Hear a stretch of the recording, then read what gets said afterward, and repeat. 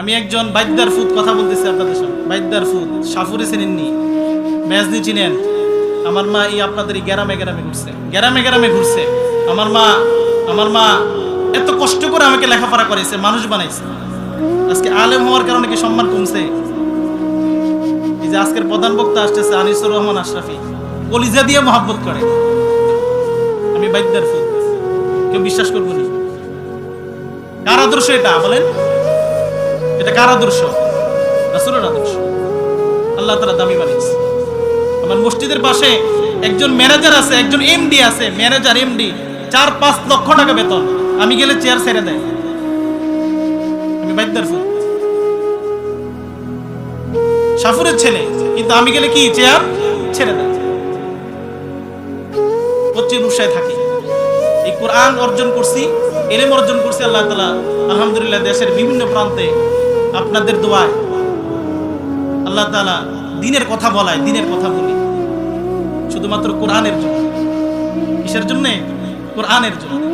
আমার মা একটা আখিরাতের ফিকির নিয়েছিলেন। আমার যখন ছোট্ট বাচ্চা, 1.5 মাস, যখন আমার ছোট্ট বাচ্চা 1.5 মাস বাসার মধ্যে আসছে, তো আমার মা আমাকে একটা প্রশ্ন করেন না। আমার মা যখন মারা যাবে ওই সময় আমাকে একবারও এক মুহূর্তের জন্য বলে নাই, বাবা তুই খাইছস, ভালো আছস, বলে নাই। আমার সন্তানকে করে নিছে, করে নিয়ে বলতেছে, বাবা তোরা আমি আলেম বানাইছি, দিন শিক্ষা দিয়েছে, তুই আমার নাতিকে যদি আলেম না বানাস, কিয়ামতের দিন তোর কাছে আমার দাবি থাকবে। আমার নাতিরে তুই আলেম বানাবি। আমার মা মহিলা বাইদ্যবিনী, বেজদিবিনী, সাপুরেবিনী যদি আখিরাতের ফিকির করতে পারে, আপনারা পারবেন না? আপনারা তো স্বাবলম্বী, নিজের জায়গা আছে, টাকা সম্পত্তি আছে, জায়গায় জায়গায় থাকে না? তো এই জায়গায় জায়গায় থেকে যদি আমাকে মানুষ বানায়, দিনের ফিকির ঢুকায়, আপনারা পারবেন না ইনশাল্লাহ? ছেলেকে মানুষ বানাইতে পারবেন না ইনশাল্লাহ? আমার মায়ের একটাই ফিকির ছিল, বাবা তোর কিছু পড়া লাগবে না, শুধু আমার জানাজার নামাজ পড়বি।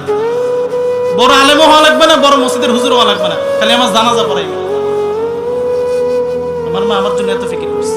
মাদ্রাসায় একদিন একটু খামখেয়ালি করলে, পাগলামি করলে আমার মার রাতের ঘুম হারাম হয়ে যায়।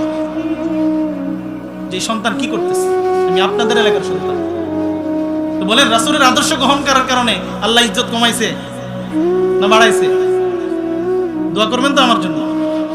অনেকের মধ্যে একটা ভুল ধারণা আছে যে বাইদ্যা যারা আছে, বেয়াজদি যারা আছে, সাফুরে যারা আছে, এরা মনে হয় অমুসলিম, এরা মনে হয় অমুসলিম। আমি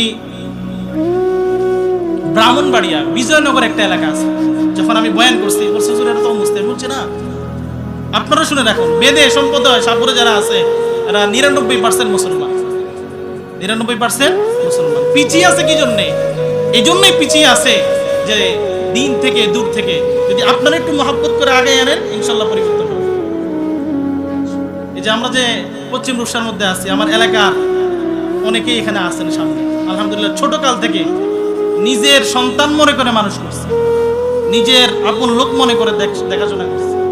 আল্লাহ তাআলা আপনাদের দোয়ায় মানুষ করছে।